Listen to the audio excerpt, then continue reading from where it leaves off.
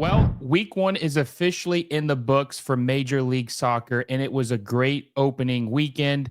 Today, we're going to be doing our power rankings for the league, but instead of doing all 30 teams, I'm only going to do my top 10 teams after week one. And I'll be curious to see what you guys think and who you would have in your top 10 in MLS after week one.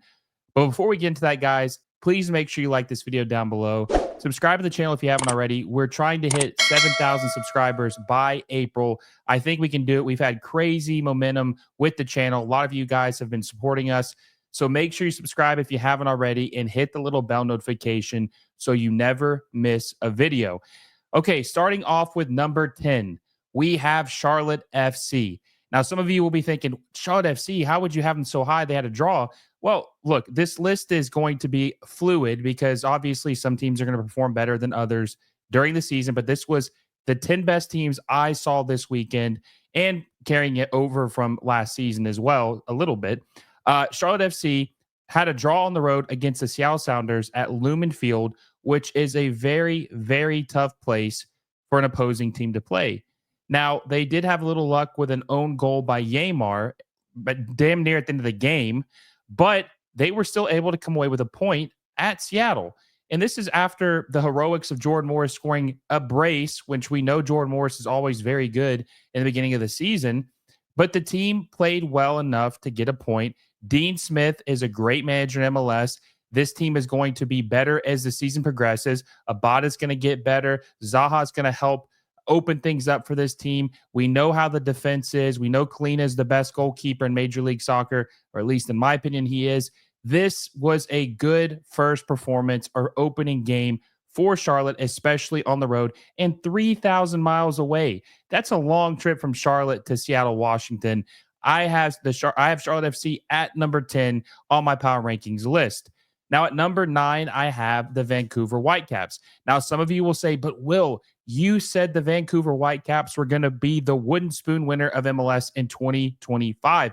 I did say that because of the ownership change, but they absolutely balled out. The routing continues over the Portland Timbers, and they completely own the Portland Timbers. Now, I don't know if this team is going to be able to hold up long term throughout the rest of the season, but at least in week one, they completely dominated thanks to Ryan Gauld and Jaden Nelson, the former Toronto FC player. Had 3 assists. He's leading the league in assists through the first week. Had an absolute incredible return. And I don't know if Jesper Sorensen is going to be a good manager. We'll see how he progresses down the stretch of the season. But they absolutely outclassed Phil Neville 4-1 at Portland. Great road win. Great opening game. I have the Vancouver Whitecaps at number 9. At number 8, I have the Philadelphia Union. Now, Bradley Carnell is a pretty good coach, in my opinion, especially when you look at the resources he had in St. Louis. Now, I thought Jim Curtin was a good manager as well, but Philadelphia really is a bargain hunting club. They're not going to spend top dollar. They're not going to be breaking any transfer fee records like Atlanta United, like Cincinnati. They're going to be very, very bland and not spend a lot of money. But they were able to beat Orlando 4-2. And Ty Baribo had a brace and looked incredible in this game. Daniel Gazdak looked back to his normal self. Maybe they just needed a fresh voice, a new perspective to really culminate and get everything back in order. And they look like their self from 2-3 years ago. So Philadelphia was very impressive, especially a team that I didn't expect to be as good in 2025. I have them at number 8. Now at number 7, I have FC Dallas. I'm a huge, huge fan of FC Dallas. I have them finishing number 2 in the Western Conference in 2025. That was my predictions. And even though they were down 1-0 to Houston, they were able to prevail, come back, and beat them 2-1, thanks to Peter Musa and Julio having an incredible goal around the goalkeeper. It was a beautiful, beautiful goal. And they were able to find a way to win. And I think Eric Kuhl is a good manager, and he's going to have this team playing better in 2025 than what Nico Estevez had them playing in 2024. So I have FC Dallas at number 7. They're reportedly adding another midfielder from Brazil. I think that they are going to be a much improved team and very competitive. I have them at number 7. Now at number 6, I have Inter Miami, the team that everybody, for the most part, has winning the Supporter Shield in 2025, repeating because they won it in 2024. Now, they didn't have an ideal game against New York City FC because Toto Alvarez did score the first goal, but he also got a red card in the 21st minute. But this team was able to prevail, even going down 2-1, and tie the game up, come away with a point with 10 men. They played 69 minutes with only 10 men. Very impressive performance when you consider that. And I want to see what they can do when they have a full starting 11. They look good in Champions League, or CONCACAF Champions Cup as it's been renamed, but they look good enough, and I'm going to be curious to see how they perform when they have 11 players on the field. But to come away with a draw after that is impressive. I have them at number 6 when most people would have them at number 1, most likely heading into the season. At number 5, I have FC Cincinnati. Now, FC Cincinnati had a tough opponent in week 1. They played the Red Bulls. Now, FC Cincinnati had to play a Champions League or Champions Cup match a couple days before this match. Evander and Kevin Denke played in both games, and they looked a little sluggish, like maybe a little fatigued because they're playing all these matches, but they were still able to come away with a 1-0 win. Kevin Denke scored the lone goal, and you could just see the quality and how good this team can be.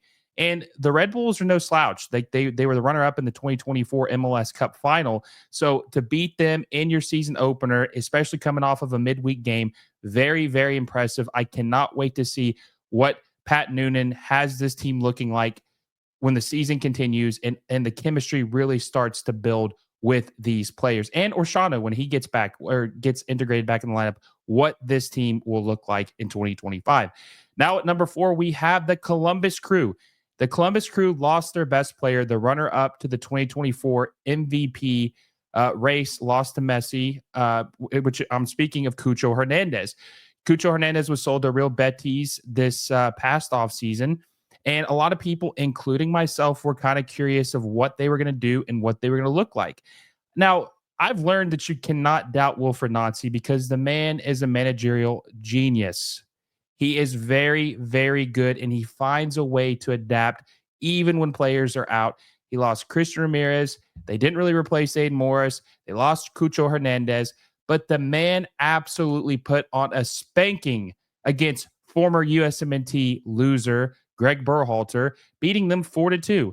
Now, Brian Gutierrez, a USMNT prospect, scored 2 goals, had a brace, looked really good, but it didn't matter. Diego Rossi, the lone man, the lone guy behind, was able to ball out and had 2 goals, had a brace himself against the Chicago Fire. And you saw the deficiencies with the Chicago Fire in this match, especially trying to play out of the back. But Columbus was able to absolutely put a spanking on the Chicago Fire, 4-2, and they didn't even make any significant additions this offseason, but the Fire sure did. They had Jonathan Bamba, who did look really good at some points in that match, but the Columbus Crew are firing on all cylinders. We need to keep an eye on them because even though they've lost stuff or players, they still look really, really good. At number 3, we have the offseason's biggest spenders, Atlanta United. Now, Atlanta United could easily be number 1 on this power ranking list, but here's why they're not. They played a Montreal team who I don't think is that good. I think they're going to be one of the worst teams in the league. Now, they did beat them 3-2, but they did struggle a little bit, especially in transition play, gave up some pretty bad goals. And I just have a little bit of concerns about Atlanta's defense, their back 4, even though I'm a big fan of Brad Guzan, but they still look good enough and they won. Emmanuel Latte-Lot, the record signing in MLS history, scored 2 goals. Miguel Moran looked lively. Miranchuk looked pretty good. You could just see the potential on this team and how scary they could truly be. So I want to see more. This is just through week 1. They have a chance to move up to number 1. But so far, I have Atlanta United at number 3. What do you guys think about the list so far? Would you change anything? Do I have someone too high? Do I have someone too low? Let me know down below what you guys think. Now at number 2, we have San Jose. San Jose made probably the biggest acquisition this offseason, and it wasn't a player. It was Bruce Arena. Bruce Arena was a coach that many people passed on, said he would never coach again, totally disrespecting the GOAT of MLS coaches. But San Jose, the wooden spoon winner, gave him a chance to redeem himself, to prove that he is still worthy, to prove that he is still a good coach. And he has rewarded them already. 4-0 win over RSL. Now, if I were to tell you that San Jose was going to score 4 goals and Chicho Arango would not be one of those goal scorers, I think most of you'd be like, there's no way that he didn't score. But that's the case. He didn't score in this game. Christian Espinoza had 2 assists, kind of the forgotten man in these days in San Jose, not because he's not good, but because of you have Chicho Arango, you have Joseph Martinez, you have Hernan Lopez.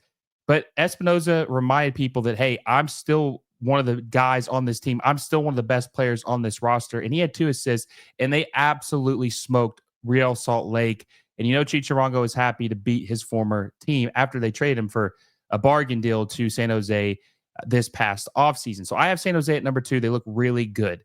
Now, for number 1, this one might blow your mind, but I have San Diego FC.